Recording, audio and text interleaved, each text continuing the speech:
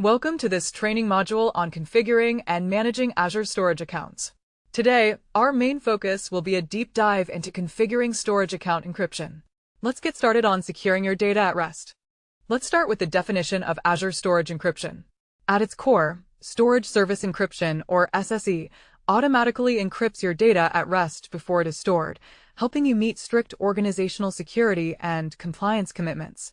As a foundational basic, you must know that all data written to any Azure storage service is encrypted using 256-bit Advanced Encryption Standard, or AES, which is FIPS 140-2 compliant. How do you turn this on? You don't have to.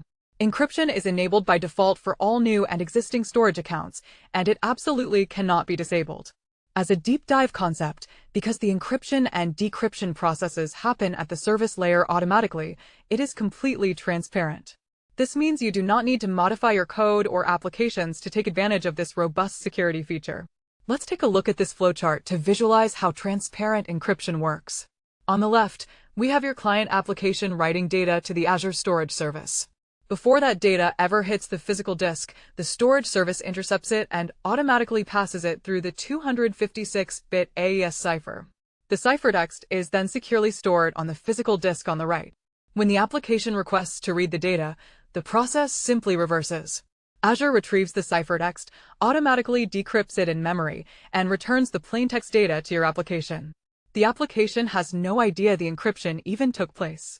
Why do we place such a heavy emphasis on Azure storage encryption? The primary reason is that it defends your confidential data against unauthorized access and potential data breaches.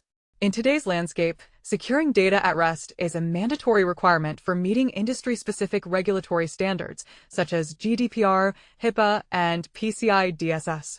One of the best basics about this feature is the cost and performance impact. There isn't one. Storage service encryption incurs absolutely no extra charges and does not degrade the performance of your storage accounts. How broad is this protection? It applies seamlessly across all performance tiers, all access tiers, and all deployment models within Azure. Whether you are storing archival data or high-performance premium page blobs, your data is continuously protected. This mind map highlights the core benefits of relying on Azure storage encryption. At the center, we have the service itself, branching out to its key value propositions. Up top, we see regulatory compliance, which satisfies auditors for frameworks like GDPR and HIPAA. On the right, we highlight that there is zero extra cost, meaning security doesn't impact your budget. On the bottom, we see no performance impact, meaning your applications run just as fast. Finally, on the left, it actively protects intellectual property by ensuring disks cannot be read by unauthorized parties. Now, let's discuss how the actual encryption keys are managed, starting with Microsoft Managed Keys, or MMK. What are they? Platform Managed Keys, also known as Microsoft Managed Keys, are encryption keys that are generated, securely stored, and managed entirely by the Azure platform. The basic rule here is that by default, all data in a newly created storage account is automatically encrypted using these MMKs. Why should you use them? Because they ensure that encryption and decryption are handled seamlessly without requiring any additional administrative effort from you or your team. For our deep dive, it's important to understand the lifecycle. Microsoft takes full responsibility for key rotation schedules, ensuring they adhere to strict compliance requirements automatically behind the scenes. This straightforward flowchart shows the lifecycle of a Microsoft Managed Key. Notice that the Azure platform, highlighted in blue on the left, handles the entire burden. It generates the key, and it automatically rotates the key based on Microsoft's internal security schedules. The customer never interacts with this key directly. The key is simply applied seamlessly to the Azure storage account on the right to perform the AES 256-bit encryption. This is the ultimate set-it-and-forget-it security posture. While Microsoft Managed Keys are great, many organizations have strict security policies that require them to maintain control over their own keys. This is where Customer Managed Keys, or CMK, come in. What are they? CMKs are keys where the customer maintains the ability to read, create, delete, update, and administer the encryption keys themselves. The basics are simple. Users who demand absolute control over their cryptography opt for CMK. How does it work? You cannot just upload a key file directly to the storage account. CMKs must be securely stored in a customer-owned Azure Key Vault, or an Azure Key Vault Managed HSM for the highest compliance. A critical deep dive architectural constraint, your Azure storage account and the Azure Key Vault hosting the key must reside in the exact same Azure region, even though they can exist in different Azure subscriptions. Let's walk through the sequence of implementing a customer-managed key. First, the security admin generates or imports their proprietary key into the Azure Key Vault. Second, the admin configures the storage account settings, telling it to stop using Microsoft's keys and point to the Key Vault instead. Third, the storage account reaches out to the Key Vault to request access to the key so it can perform encryption operations. Finally, assuming proper permissions are in place, the Key Vault grants the storage account access to use the key. Notice that the admin remains in total control of the key residing in the vault. So, how exactly does the storage account securely talk to the Key Vault? We accomplish this by configuring CMK alongside managed identities. To configure this, you need two distinct Azure components: the Azure Key Vault holding the key, and a managed identity. Why is the managed identity necessary? The managed identity acts as the secure bridge. It is used by the storage account to automatically authenticate to Microsoft Entra ID and retrieve the key from the Key Vault, completely eliminating the need to store or manage credentials and code. How do you set this up? In the Azure portal, you navigate to the Encryption tab of your storage account. You switch the encryption type to Customer Managed Keys, browse to your Key Vault, select the specific key, and then assign either a system-assigned or user-assigned managed identity to authorize the connection. This diagram illustrates the secure authentication flow. The storage account on the top left is assigned a managed identity, highlighted in yellow. Instead of using a password, this identity authenticates directly and securely against Microsoft Entra ID. Entra ID validates the identity and checks its role assignments, subsequently granting it access to the Azure Key Vault on the right. Once authorized, the Key Vault provides the storage account with the customer-managed key needed to encrypt and decrypt the blob and file data. This ensures a seamless, highly secure key retrieval process. For workloads requiring the absolute highest level of security, we have a deep dive feature called Infrastructure Encryption. What is it? Infrastructure encryption provides an elevated, secondary layer of encryption for your storage accounts. The basics are that when you activate this feature, your data is actually encrypted twice. It is encrypted once at the service level, which is the standard SSE we discussed, and then it is encrypted a second time at the underlying infrastructure level.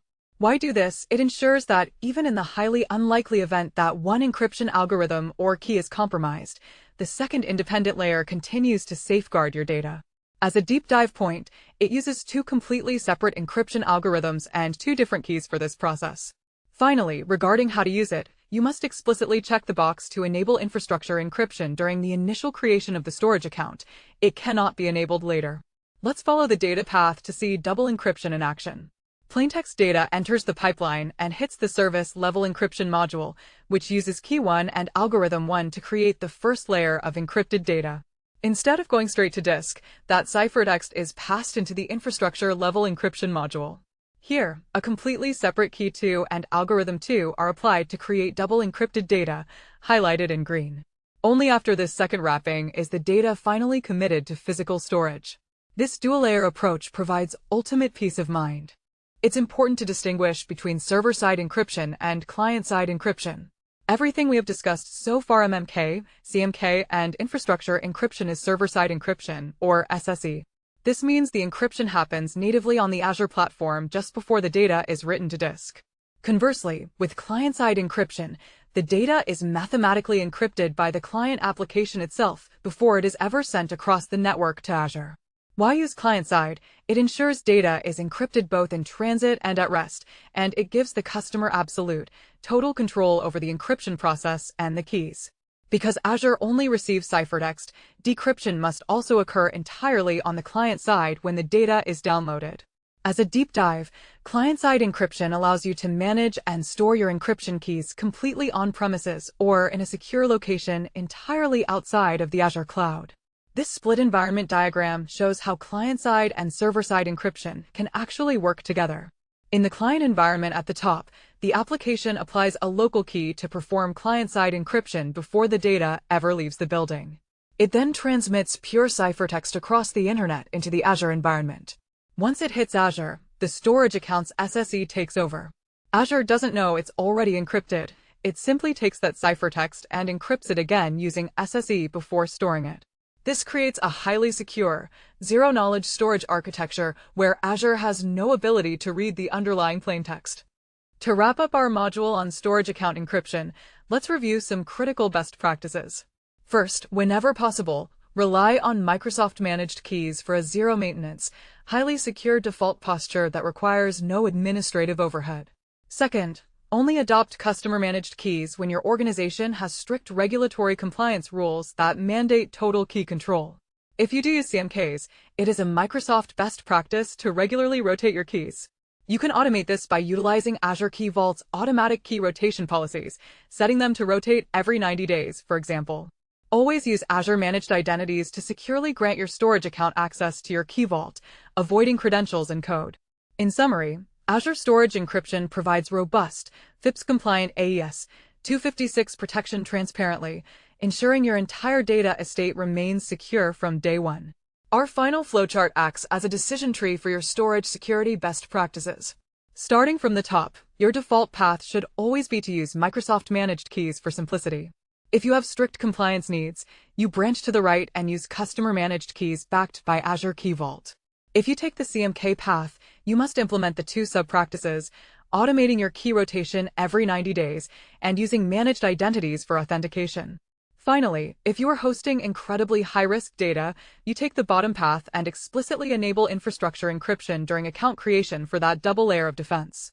Welcome to quicktechie.com. So just type in quicktechie.com here. Then you can go through the material which is provided by quicktechie. So we have first of all video courses which you can go here and you can find the various video courses across the technologies as well as finance domain. So if you see in Microsoft, we have 8 programs currently running. Next, you can go through the ebooks available. So all the ebooks which are in PDF format today, and you can download this. So let me go through Microsoft certification ebooks. You can click on any of this and you can see this is the PDF available for you to download. So these are the premium ebook mostly available on quicktechie.com platform only. Now the second part is exam simulator. As we primarily focus on the all technology companies and finance domain certification preparation material. So this is company wide listed here and you can go through this. So let me go through the Microsoft one again. You can see this is all Microsoft related certification. AB730 exam, if you open it, so you can see here this, and all the practice papers are available here. Today we have a 5 practice paper. So click on the first practice paper, it would load the questions. You can answer this question. This is way you can answer it and you can move to the next question. Now third material we wanted to highlight is an audiobook. So we started recently with the audiobooks as well, which you can listen on the go, and various technology wise ebooks are available. And at the last, this is our alumni. These people who are subscribing to our courses and this platform, they are all listed here. And at the end, I wanted to tell you, if you find any course or training or certification preparation material which you want to get us prepared for yourself, please put on the comment section. If you're watching on YouTube, on Udemy, or on this platform itself, quicktechie.com, then please put the comment, or you can even send an email to using this contact us options here. You can directly do the WhatsApp message. You can call us on this numbers as well.